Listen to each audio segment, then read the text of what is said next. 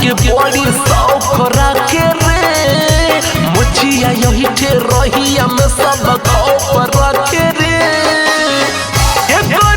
सिखल सब ढंग बा सिखल सब ढंग बा सब से दबंग बाना मंझी जी के करो से काम बा सब से दबंग बाना मंझी जी के करो से काम बा भूली तो या पाची के बड़ी शौक रखे रे मुछिया यही ठे रहिया में सब खौफ रखे रे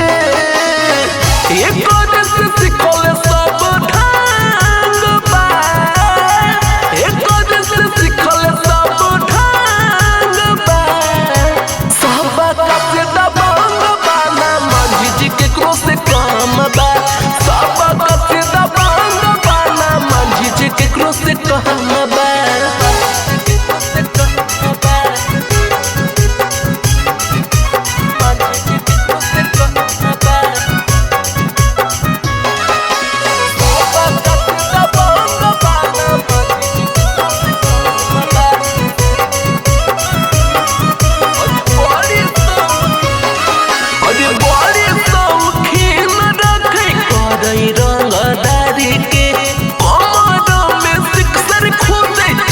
झाड़ी के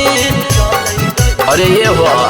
अरे बोहरे शौकीन रखे करई रंगदारी के कमर में सिक्सर खोजी चले रहिया झाड़ी के जिगर में रखे बड़ी दाम बा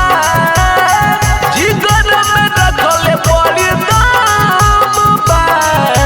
सब से दबंग बाना मंझी जी के करो से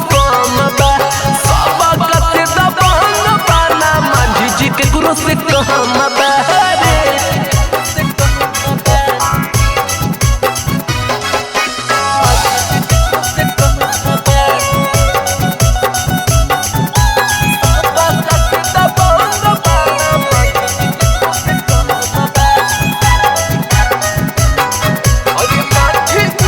अरे माझे जी के नाम सुनते मचो है दादाही सभे लोग सलाम करे कहे भाई भाई बड़ी दबंग है माझी जी के नाम सुनते मचो है तबाही सब कोई सलाम करे कहे भाई भाई अजित राजा कहाँ काम बा छोटू मनीषा कहाँ काम बा अरे सोहबा से दबंग बाना मंझी जी के करो से काम बा सब